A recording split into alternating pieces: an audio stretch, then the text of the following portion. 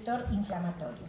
La citoquina, como decimos, son proteínas de bajo peso molecular que actúan sobre la misma célula que la produjo, sobre las células que están alrededor y sobre las células que están a distancia. Y luego tenemos las células dendríticas, que son el verdadero cerebro y motor de la respuesta inmune. Las ponemos dentro de lo que es la inmunidad innata, pero las células dendríticas actúan también como orientador del perfil del linfocito T. Por eso es que son sumamente importantes en la respuesta adaptativa también. De acuerdo al tipo de microorganismo que ingresa, es la célula que va a ir. Por ejemplo, si lo que ingresó es una bacteria, va a acudir en ataque a esa bacteria los macrófagos, los neutrófilos y el complemento y las proteínas de fase aguda. Si lo que ingresó es un virus, vienen el interferón gamma, las células dendríticas plasmocitoides y las natural killer. Si en cambio lo que ingresó es un parásito, lo que va a acudir en defensa nuestra será el eosinófilo, el basófilo y el mastocito. Las células de la inmunidad innata que yo les decía, acá las tenemos en su mayoría. Ahora vamos a tratar de hablar de algunas de ellas. Dentro de lo que es la inmunidad adaptativa tenemos las células que van a actuar, que son los linfocitos T, CD4, CD8 y los linfocitos B, que son los que van a actuar, pero que van a tardar su tiempo en generarse, porque necesitan de que la célula presentadora del antígeno, que es la célula dendrítica, le presente el antígeno al linfocito B y darle tiempo para que el linfocito T, para darle al linfocito T y que el linfocito T tenga tiempo como para expandirse clonalmente para defendernos frente a los microorganismos. Hablamos de la inmunidad innata y decimos que para generarse una infección tiene que generarse un traspaso de barreras, de las barreras naturales. En este caso son la piel y las mucosas. La piel es mucho más difícil de traspasar que la mucosa. La mucosa es mucho más fácil de poder ser atravesada. Pero primero vamos a hablar de la piel. Si hablamos de la piel, decimos que la piel es el órgano más extenso que tiene. Tiene 1,5 metros, 2 metros cuadrados de extensión. La piel tiene 3 capas, la superficial, que es la epidermis, luego viene la dermis y posteriormente la hipodermis. Esta es la estructura de la piel. Cuando hablamos de lo que es la epidermis, decimos que están formadas a su vez por estratos. El estrato basal, que es donde se encuentran localizados los melanocitos y los queratinocitos. Si ustedes miran, el queratinocito está localizado como en una barrera, uno al lado del otro, para impedir la entrada de los microorganismos. Y el melanocito es el que también está entre uno y otro. El queratinocito es el que nos va a dar los gránulos de queratina. Eso es el que va a dar la elasticidad que tiene la piel. El melanocito es el que va a dar el color que tiene la piel. Encima de este estrato tenemos el espinoso, que consta de un estrato que son capas, de 2 a 6 capas, una arriba de la otra, que se aplastan. Encima de este estrato está el granuloso, que es donde están los gránulos de queratina, y en la parte superficial, que es la que nosotros palpamos, está el estrato córneo. En el estrato córneo están los corneocitos, que son los queratinocitos muertos. El queratinocito, para pasar desde la parte del estrato basal al estrato córneo, tarda aproximadamente 60 días. Se reproduce de manera continua y son los que van a dar lo que decimos la elasticidad de la piel. Abajo de este estrato tenemos la dermis, que la dermis es donde se va a generar la respuesta inmune, porque en la dermis está la vascularización y el sistema linfático. En este sector es donde van a estar ubicadas la mayor parte de la celularidad. Acá vemos fibroblastos, células T, están las B, están los mastocitos, está la inmunoglobulina G, también está el complemento inactivo, está todo en este sector. Y debajo está la hipodermis. El queratinocito es la célula específica de la piel. Si lo vemos acá, el queratinocito está pegado, como dijimos, uno al lado del otro, impidiendo la entrada de los patógenos. ¿Pero cómo se activa? El queratinocito en su superficie, como dijimos, tiene receptores, RRP. Los RRP que tiene son los que van a detectar los patógenos que van a entrar. Entonces, receptores hay de distinto tipo, creo que la doctora Falasco les va a explicar más detalladamente esto, pero bueno, los receptores que tiene son los TOL, los de la lectina C, los NLR, que son los nucleótidos, el RAI, que es el RLR, y los depuradores.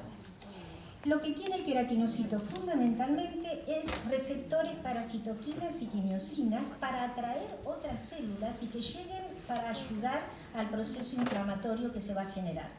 Y también produce una gran cantidad de péptidos antimicrobianos. Las betadefensinas y las catelicidinas son los péptidos que generan, que actúan de manera directa contra el patógeno que tiene enfrente. Las verdaderas, como dijimos, células motor y cerebro de la respuesta inmune son las células dendríticas. Estas células dendríticas son las que van a captar, porque tienen receptores en su superficie para lectina C, van a tener receptores, acá tienen los receptores de las células dendríticas, tiene para el complemento, tiene para las inmunoglobulinas, tiene para receptores para de shock térmico, o sea que son los receptores DAM.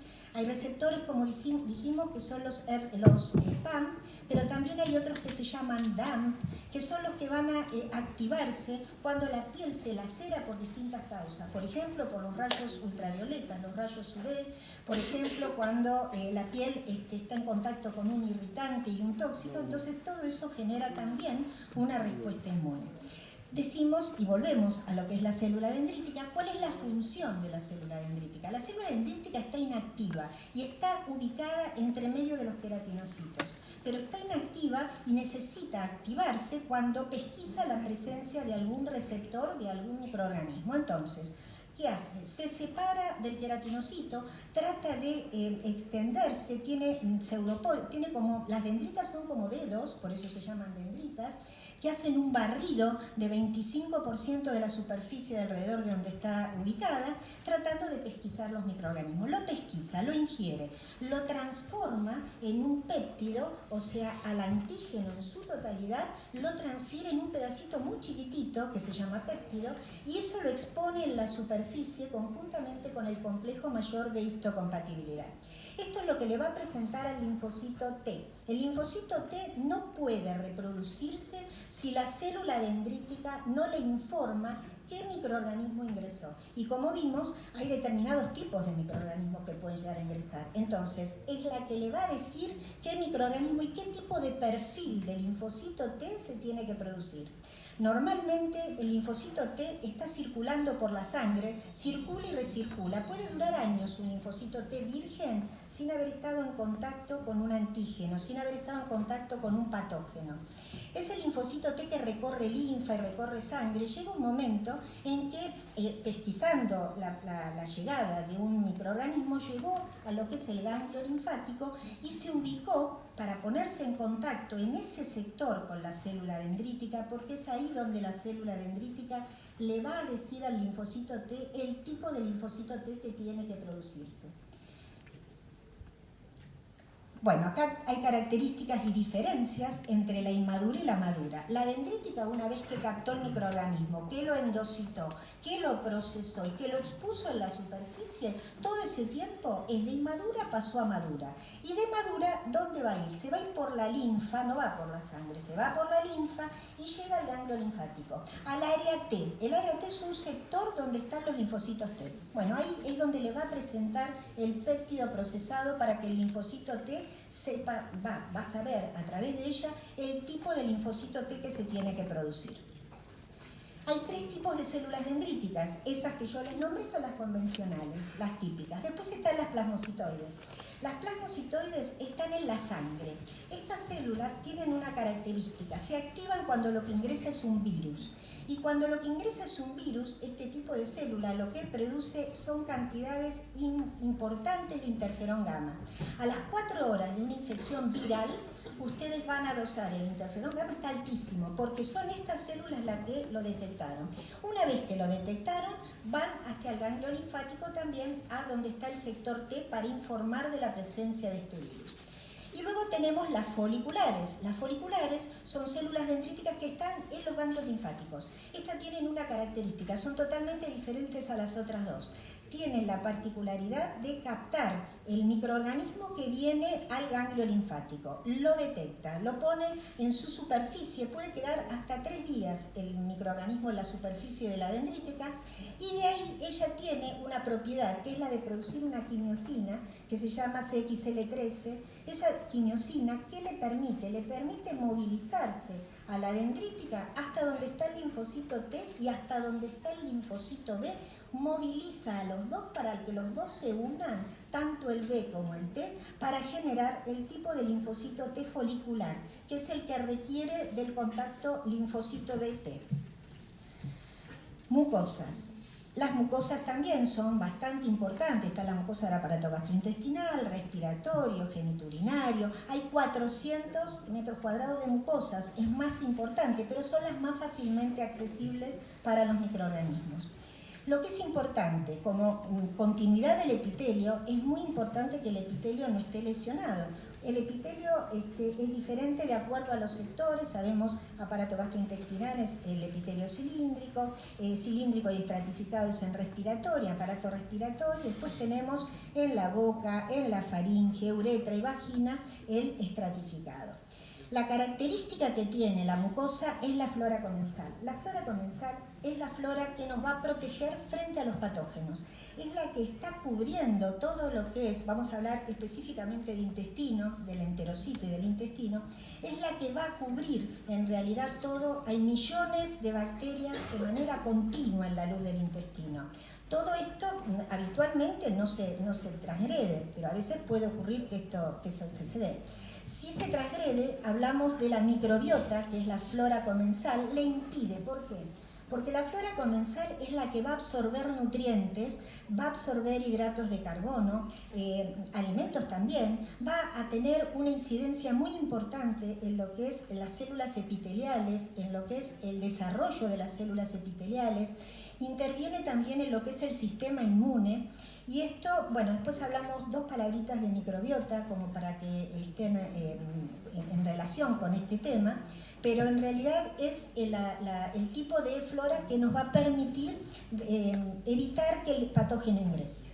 La secreción mucosa del intestino está dado por la capa de mucina. La mucina es el moco. El moco es lo que recubre todo lo que es el epitelio intestinal.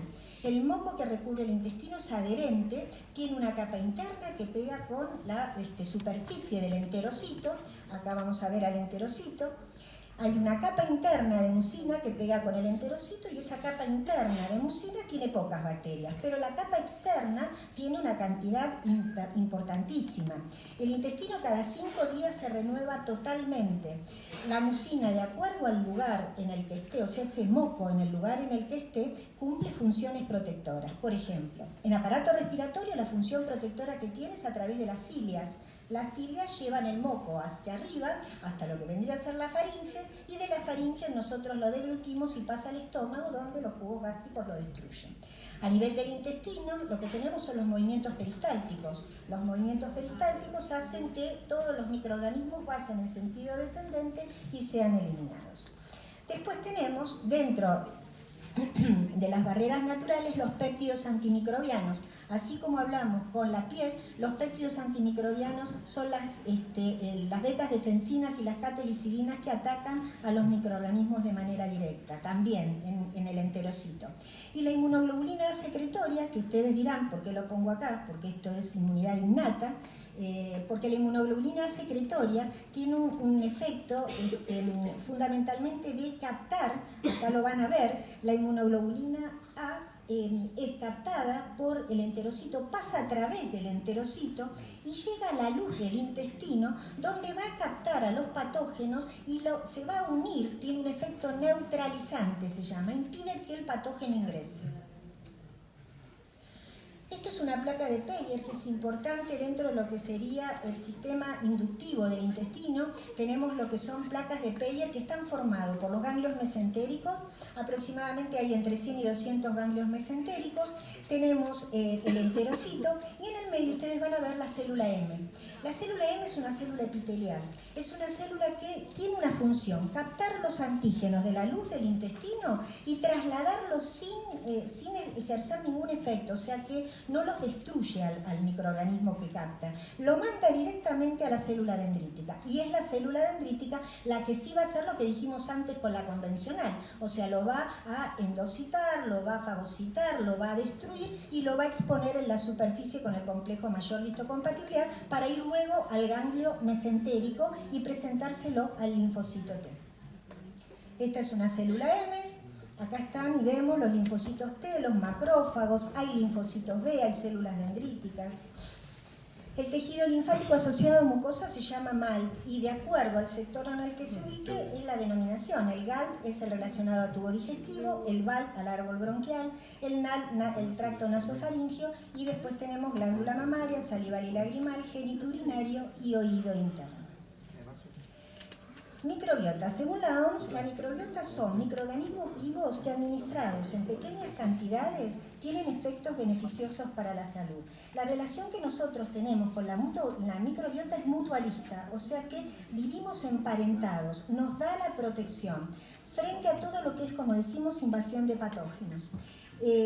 Permite, como decimos, desarrollo del sistema inmune, colabora en la digestión, en la dieta, absorbe vitaminas, nutrientes y en el desarrollo neurológico en los primeros meses de vida es sumamente importante. Se ha visto una correlación entre microbiota, el eje intestino, microbiota cerebro, donde se ha visto que hay muchas enfermedades neurológicas y hasta psiquiátricas, la depresión, la ansiedad, que tienen relación con una alteración de la microbiota. También el autismo es otra de las consecuencias que puede llegar a tener una microbiota alterada. ¿Y cuándo se altera la microbiota? La microbiota se puede alterar, por ejemplo, cuando no hay lactancia en un recién nacido. Eso puede afectar la microbiota, porque cada individuo tiene una microbiota específica, de acuerdo a la alimentación que tiene, de acuerdo a, por ejemplo, las mujeres, el número de cesáreas, el uso indebido de antibióticos en los adultos y de medicaciones, las dietas inadecuadas, todo eso hace que se altere la microbiota. ¿Cómo se trata? Se trata con dieta, con prebióticos y con probióticos. Para hablar de células del sistema inmune, hablamos del granulocito polimorfo nuclear, que es el neutrófilo. El granulocito neutrófilo se origina en la médula. Pasa por una serie de estadios, mieloblasto, promielocito, mielocito, metamielocito y luego neutrófilo adulto.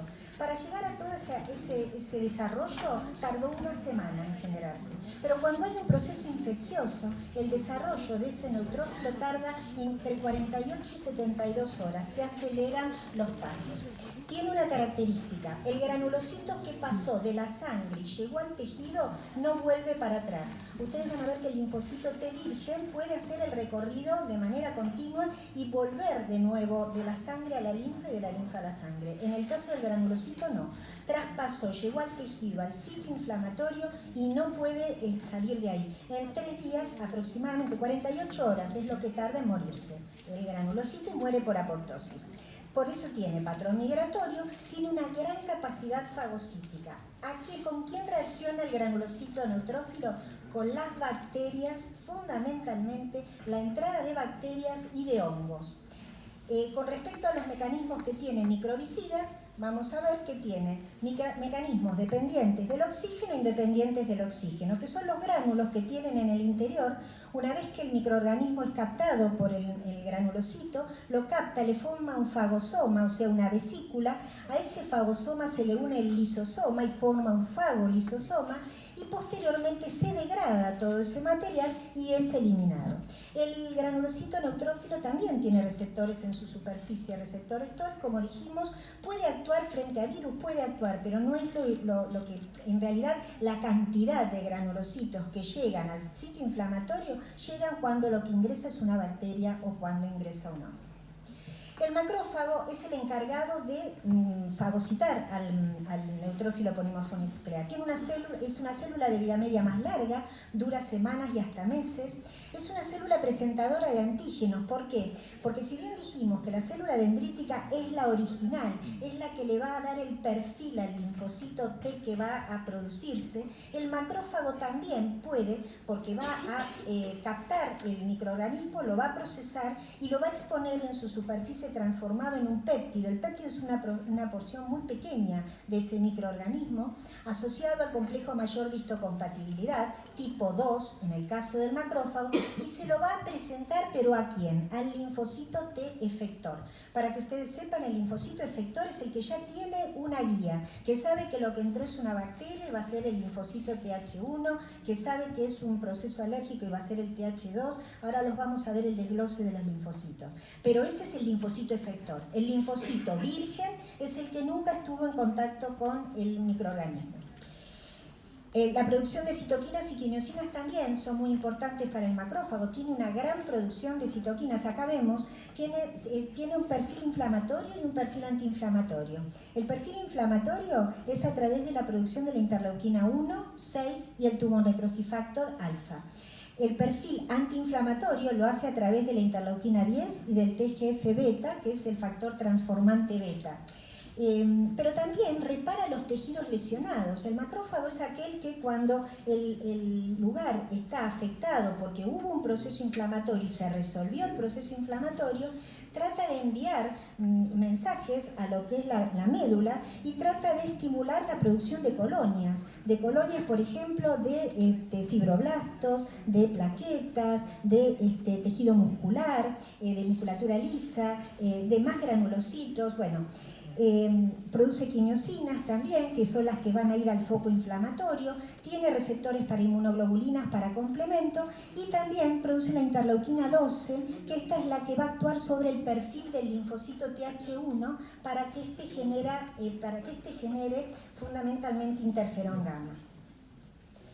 El macrófago, como decimos, actúa en el foco inflamatorio local. Inflamación, foco inflamatorio local, pero también actúa a distancia.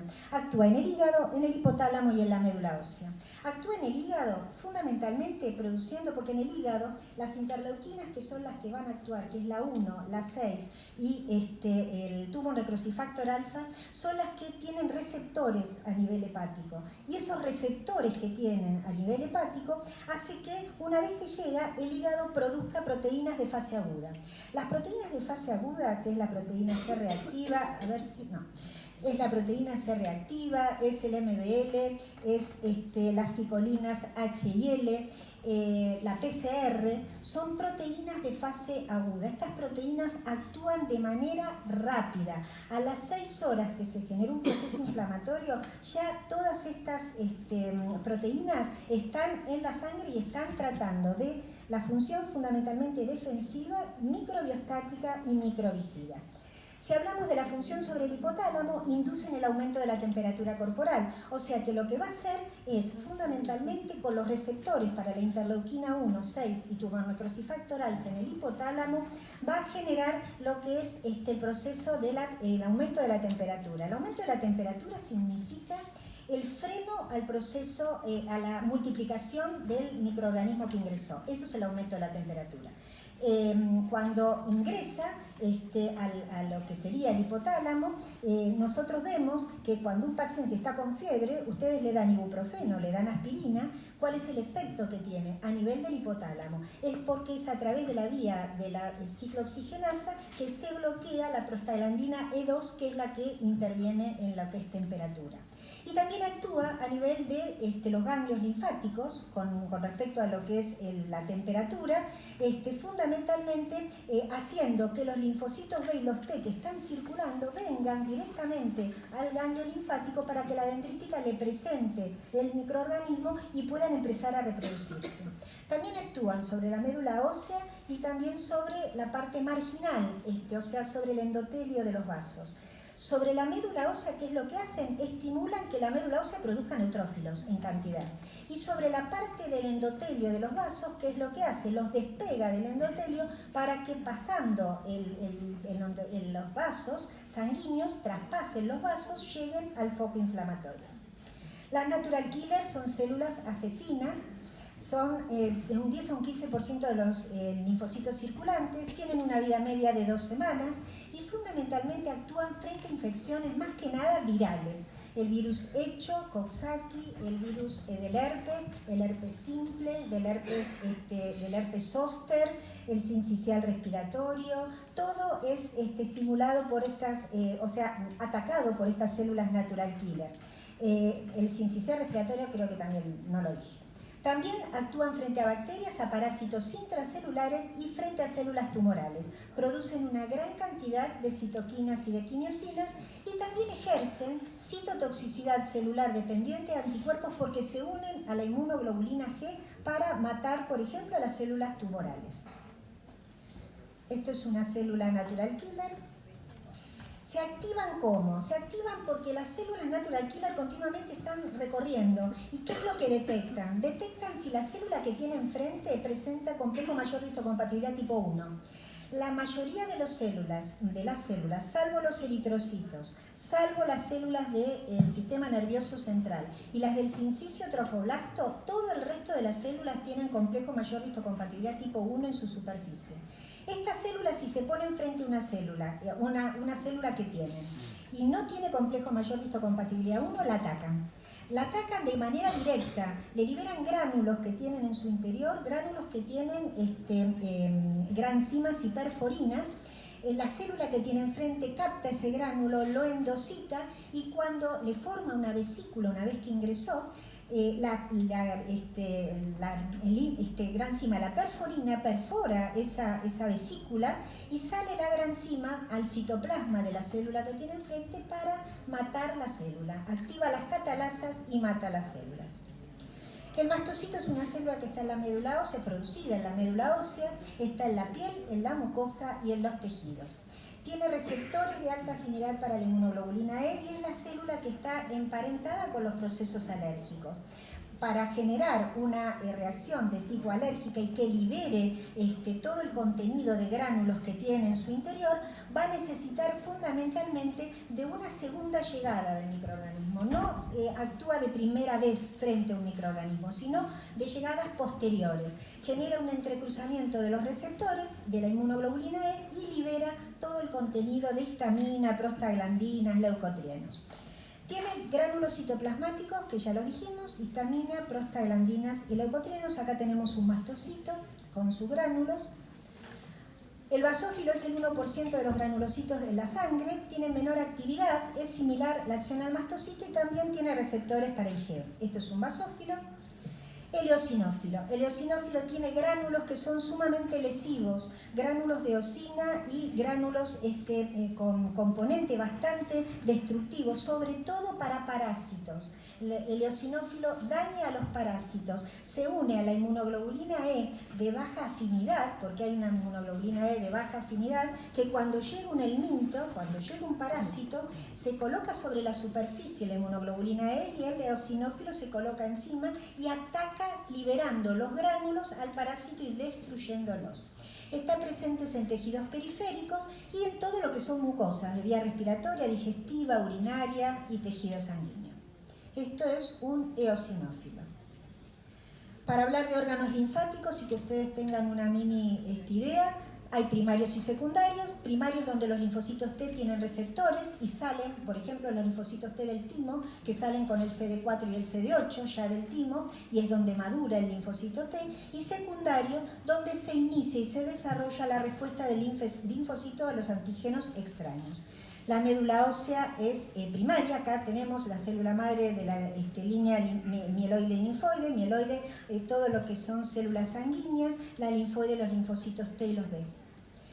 Tenemos el timo, que es el lugar donde madura el linfocito T. Nosotros sabemos que se origina en la médula, pero pasa el linfocito T y tenemos una corteza y una médula. Si ustedes miran, la corteza es amplia, la médula es más pequeña. En la corteza están todos los linfocitos T inmaduros, que para cuando maduran pasan a lo que es la zona medular y ahí toman contacto con los primeros antígenos propios para hacer lo que uno llama tolerancia. A todo lo que es propio se lo ponen en contacto al linfocito T, CD4, CD8 en médula para después salir hacia lo que es la circulación. Esto es una muestra de lo que es el sistema linfático. El ganglio linfático. Acá es donde ocurre la presentación del procesamiento del antígeno por la célula dendrítica al linfocito T y donde se reproduce el linfocito T y el linfocito B. Acá vemos la zona de los folículos del linfocito B, tenemos en la zona central la zona del linfocito T, luego tenemos las vénulas del endotelio alto, que son las que traspasa el linfocito T para ponerse en contacto con la célula dendrítica. Y acá tenemos la vía aferente, que es la entrada específicamente de la célula dendrítica. El vaso. El vaso es un órgano muy vascularizado, es el principal órgano que filtra toda la sangre. La función que tiene es de captar todo lo que son glóbulos rojos muertos, dañados, todo lo que son inmunocomplejos circulantes que vengan por la sangre, microbios opsonizados. Opsonización es cuando al microbio se le coloca encima el complemento, por ejemplo, que reconoce a ese microbio. Eso se llama opsonización. Entonces, todo esto el vaso lo filtra. El vaso tiene una pulpa blanca y tiene una pulpa roja. La pulpa blanca es donde la llegada de sangre al vaso es lo que nosotros llamamos como flujo lento. La pulpa roja es lo que llamamos flujo rápido. El contacto que tiene con los antígenos es en la zona de la pulpa blanca, que es donde es la zona de contacto de más tiempo que tiene en contacto con los microorganismos. Y acá vamos a ver que cuando el patógeno ingresa, y en el vaso es el órgano que va a captar sobre todo lo que son bacterias capsuladas. El vaso tiene la particularidad de captar bacterias que tienen cápsula, cosa que no se pueden detectar si fuera por lo que hablamos hasta ahora en la inmunidad innata. La inmunidad innata captaba receptores. Cuando hay cápsulas no se pueden detectar los receptores. Entonces el vaso es capaz de captar estos receptores con la ayuda del complemento, del C3b del complemento. Y es el que posteriormente va a destruir estos microorganismos que han pasado por él. Este es un corte transversal del vaso. Bueno, esto ya lo hablamos, ya lo vimos.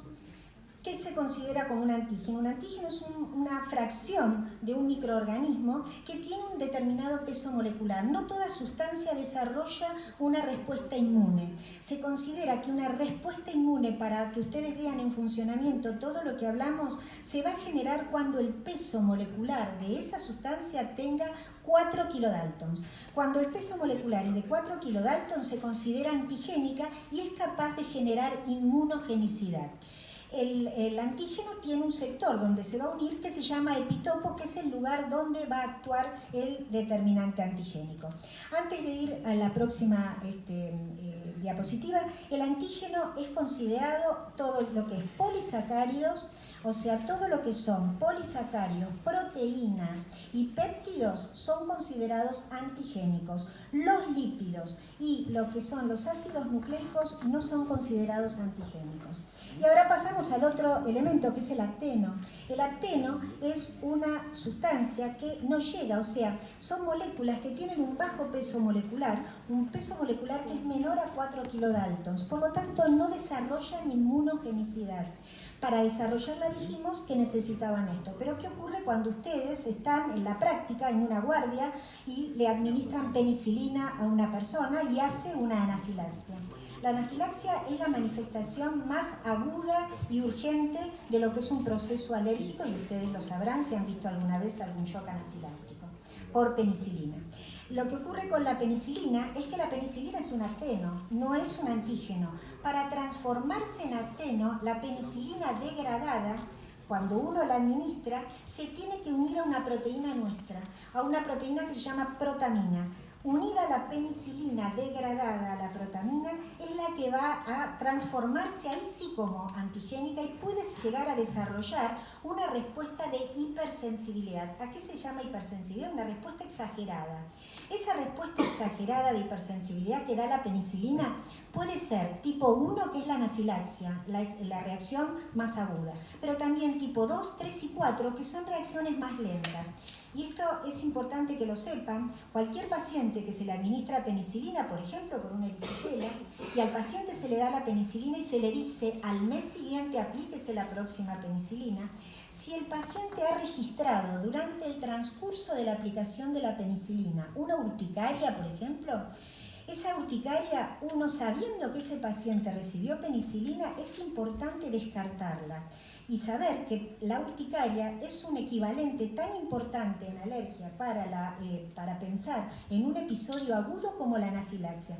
Ese paciente que durante ese transcurso, si la penicilina le generó urticaria, ese paciente en la segunda aplicación de su penicilina puede dar una anafilaxia. Entonces, lo que es importante es que ustedes traten la urticaria, pero después la deriven al especialista para que pueda llegar a determinar si la urticaria fue o no provocada por la penicilina. Los anticuerpos, las células plasmáticas son fábricas de anticuerpos. Una única célula plasmática puede llegar a producir 50 nanogramos por mililitros de anticuerpos. Y existen los anticuerpos neutralizantes, que son los que dijimos de la inmunoglobulina A, las que captan el microorganismo y le impiden que ese microorganismo nos ataque, que nos provoque enfermedad. Hay anticuerpos que son la IgM, la IgG, la IgA, la IgE y la IgD. La IgM actúa a nivel de compartimento solo vascular, es neutralizante y activa la vía clásica del complemento, igual que la IgG también, es la línea de defensa para el recién nacido, porque la inmunoglobulina G es la que atraviesa la placenta, activa el complemento también y actúa como anticuerpo neutralizante. La A, que es la que más se produce, 66 miligramos por kilo día, actúa como anticuerpo neutralizante. Esta es la inmunoglobulina E, que es la que menos se produce, 0,0016 miligramos por kilo, pero es la que es más responsable de todo lo que sean procesos inflamatorios o citotoxicidad por parásitos. De la D mucho no se sabe, se actúa con la M, pero no tiene demasiada... Acá tenemos el tipo de anticuerpos detallados. No creo que esto sea importante. Y esta es la pregunta para ustedes. Paciente al que se le diagnostica parasitosis. ¿Qué células consideran ustedes que están más comprometidas en esta patología?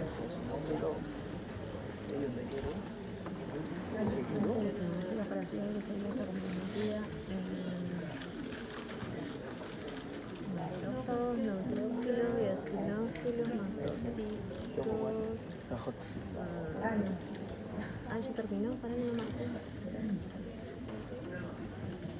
No sé, no me acuerdo. Yo le puse la D, pero no es la D. Bueno, ahora vos lo decís. No lo puse. No, pero esto no lo que es para la diapositiva. Para esto no.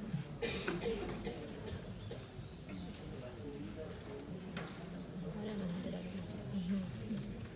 Bueno, ¿qué hago? ¿Qué toca? No me acuerdo. Dice, está re bien. Y es por mamá y todo. ¿Cuál era? Bueno, perfecto. La respuesta es eosinófilo. ¿Sí? Bueno. Inmunidad adaptativa, y con esto ya terminamos. Linfocitos B y linfocitos T son los encargados de lo que es la inmunidad adaptativa, la que tarda aproximadamente una semana en generarse.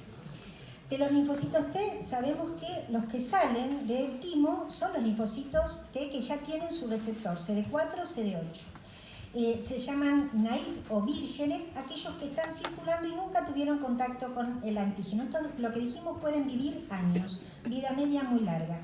Ahora, los efectores tienen una vida media corta. Estos pueden vivir pocas semanas, son los que van a enfrentarse con el microorganismo que haya entrado. Para activarse, como dijimos, necesitan de las células dendríticas como presentadoras de antígeno. Acá hay un poco lo que es la presencia del linfocito T, que necesita para activarse a la célula dendrítica, y una serie de factores que no sé si vienen al caso para ustedes, pero que bueno, requieren de dos estímulos, la presencia del ICAM1 y del ICAM2, que son moléculas de adhesión, y después del CD80 y 86.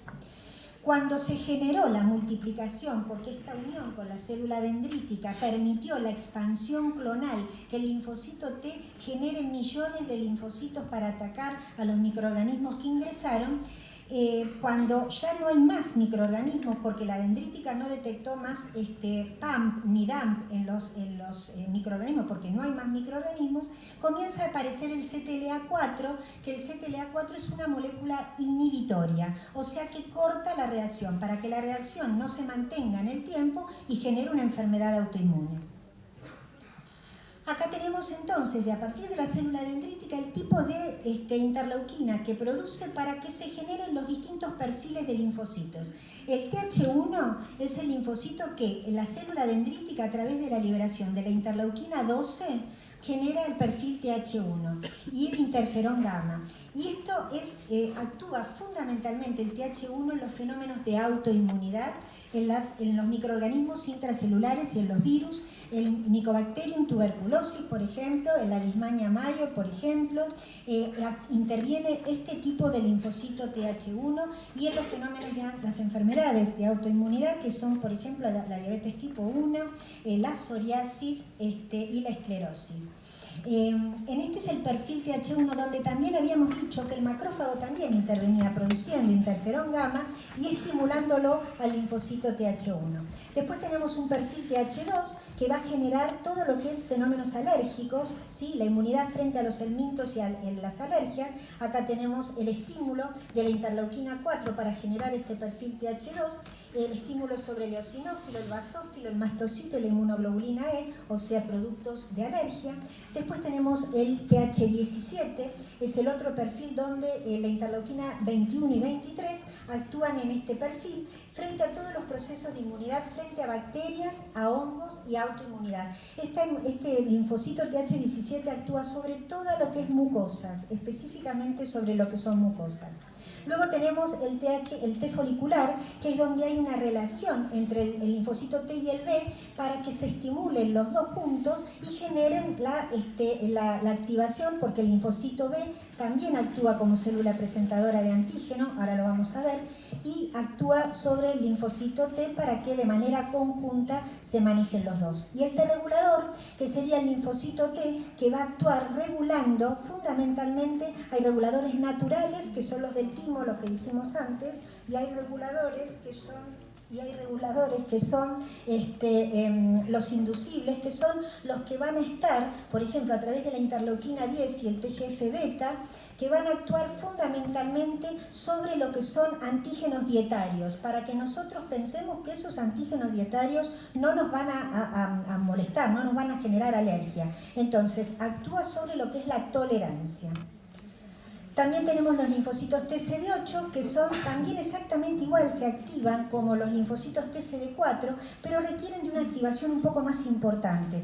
La célula dendrítica primero tiene que activar al CD4 y luego activar al CD8. Para llegar a activar al CD8, como decimos, primero activa esta y luego a este, para que la unión, para que la activación del CD8 sea mucho más eficiente. Una vez activado, el linfocito TCD8 es el que va a actuar específicamente frente a todo lo que son virus, sobre el Helicobacter pylori, sobre lo que es el Trypanosoma cruzi, sobre lo que es el virus Coxsackie, el virus de la gripe, el virus del herpes zóster. Actúa sobre todo lo que es celularidad, sobre lo que es más que nada virus, y sobre células tumorales también.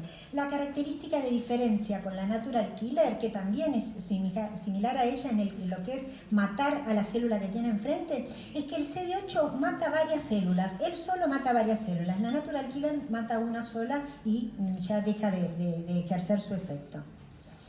Tan células gamma delta, estas células también se las encuentra en lo que serían mucosas, son células que son linfocitos T que no han llegado a generarse de manera adecuada. Como decimos ahí, tiene las cadenas gamma y delta y no desarrolla la beta. Las NKT, que son células que intervienen fundamentalmente frente a todo lo que es inmunidad antitumoral, actúa en los procesos alérgicos, actúa como antimicrobiana y en los procesos autoinmunes. De los linfocitos B sabemos que hay tres, células B1, B2 y de la zona marginal del vaso. Las características que tienen es, la mayoría, el 95%, son linfocitos B2. Estos linfocitos reconocen proteínas en la superficie de los microorganismos que ingresan, pero los B1 y los de la zona marginal del vaso no reconocen proteínas, reconocen todo lo que sean microorganismos capsulados. Ahí está la diferencia entre uno y otro.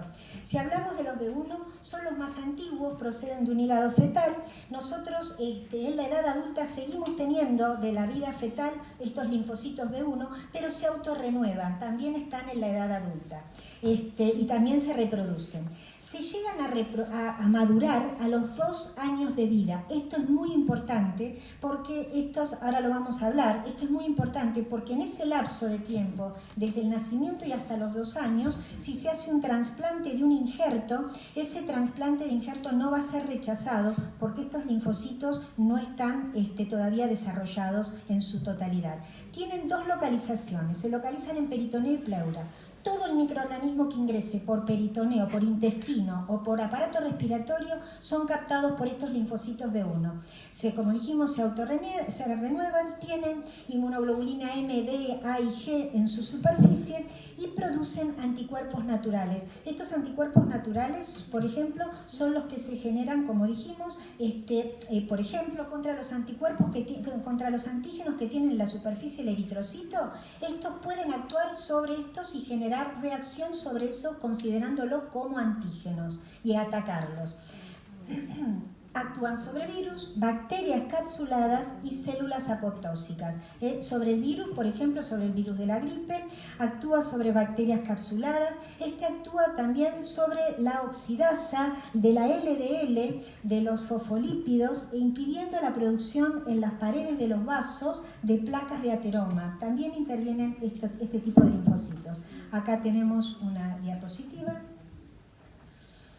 Los de la zona marginal del vaso tienen IgM en su superficie, se ubican en la zona marginal y fundamentalmente actúan en acción con el complemento, o sea, no actúan solos, necesitan del C3b del complemento que degradado va a transformarse en C3d.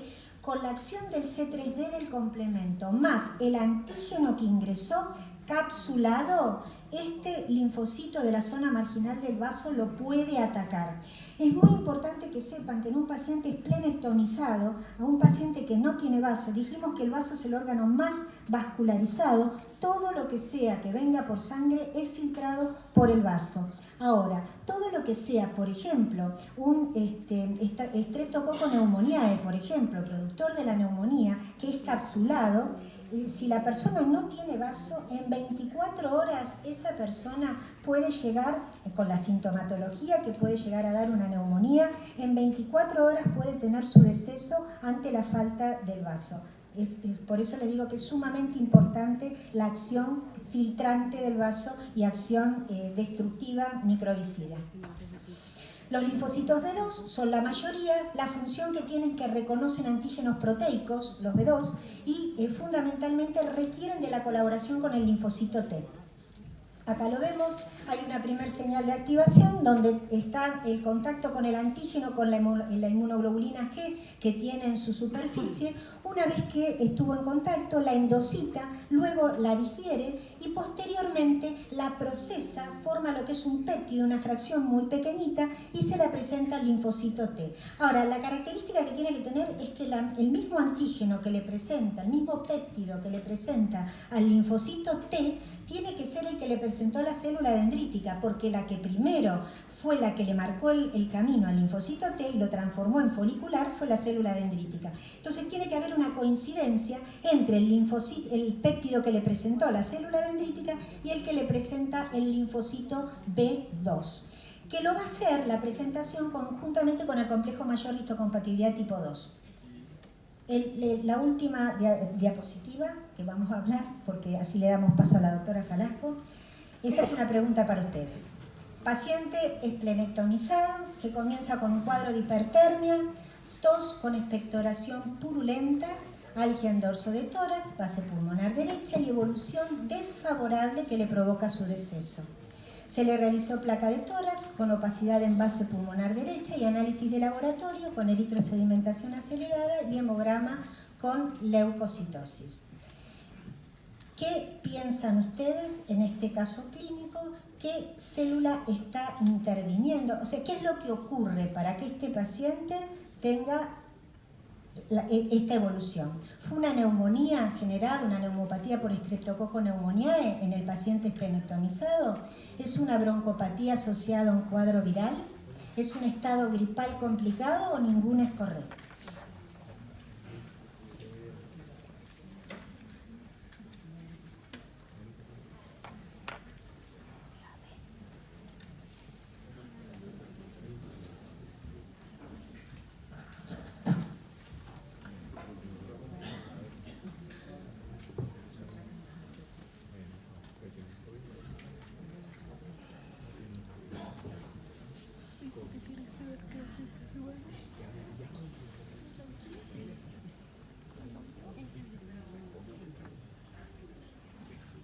pasó, boludo?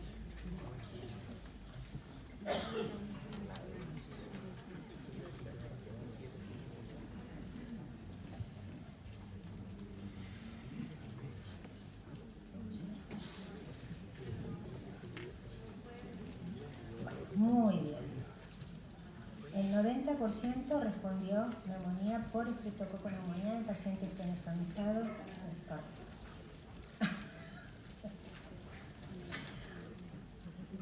Bueno, hasta aquí. Espero que les haya servido. ¿Dónde estaba eso? Espero que les haya servido un poco la charla.